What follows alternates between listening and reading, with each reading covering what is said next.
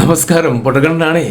നമ്മുടെ PK ശശി സഖാവ് പാർട്ടിയിൽ നിന്ന് പോയി എന്നുള്ള കാര്യം കഴിഞ്ഞ ദിവസം പത്രത്തിലൊക്കെ വന്ന് നിങ്ങൾ അറിഞ്ഞു കാണും. ഇങ്ങനെ പാർട്ടിയിൽ നിന്ന് പുറത്തായപ്പോഴാണ് ചില സത്യങ്ങളൊക്കെ വിളിച്ചു പറയണം എന്ന് അദ്ദേഹത്തിന് തോന്നിയത്. അദ്ദേഹത്തിൻ്റെ കുറേ സത്യങ്ങളുണ്ട്, നമുക്കറിയാം, ജനങ്ങൾക്കറിയാം. പക്ഷേ അദ്ദേഹം പറയുന്ന സത്യത്തിലും സത്യം ഇല്ലാതില്ല. അതൊന്ന് കേട്ടു നോക്കാം. ഒരു വിവരമില്ല, പത്രം വായിക്കില്ല, അക്ഷരം കണ്ടാൽ അന്നേരം ഉറക്കം വരുന്ന മട്ടിലുള്ള ആളുകളൊക്കെ പിടിച്ച് കമ്മ്യൂണിസ്റ്റ് പാർട്ടിയുടെ നേതാക്കന്മാരായാൽ എന്ത് സംഭവിക്കും? ഒരു പൂക്കച്ചുളയും സംഭവിക്കത്തില്ല. ഇതുപോലെ ദുർഭരണം കാഴ്ചവെക്കും. എപ്പോഴും വായിച്ചാലും വായിച്ചില്ലേലും ദേശാപമാനി മോടക്കി ചുരുട്ടി കക്ഷത്തിൽ വെച്ചുകൊണ്ടാണ് ഈ സഖാക്കളെല്ലാം നടക്കുന്നത്. ഞാൻ പറയാം, ഈ ധിക്കാരവും തോന്നിവാസവും എല്ലാം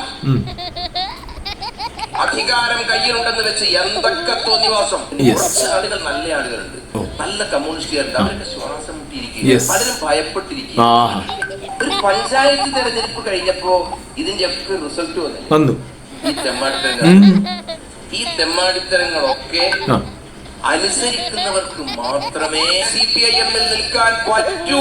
എങ്കിൽ ഞാനൊരു കാര്യം പറയുന്നു, നിങ്ങളുടെ ധിക്കാരത്തിന്റെ മുമ്പിൽ വായ പൊത്തി നിൽക്കാൻ നായ്ക്കളെ കിട്ടും, മുഷിരുള്ള ഒറ്റ കമ്മ്യൂണിസ്റ്റുകാരനെ കിട്ടില്ല എന്ന വിവരം അറിയിക്കാൻ.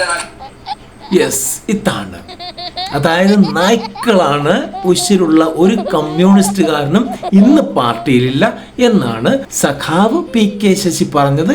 ഞാനല്ല അത് പറഞ്ഞത്. അതുകൊണ്ട് എന്നോട് കെറിവൊന്നും തോന്നരുത്. പൊട്ടക്കണ്ണനാണേ. സബ്സ്ക്രൈബ് ചെയ്യാതെ പോകരുതേ.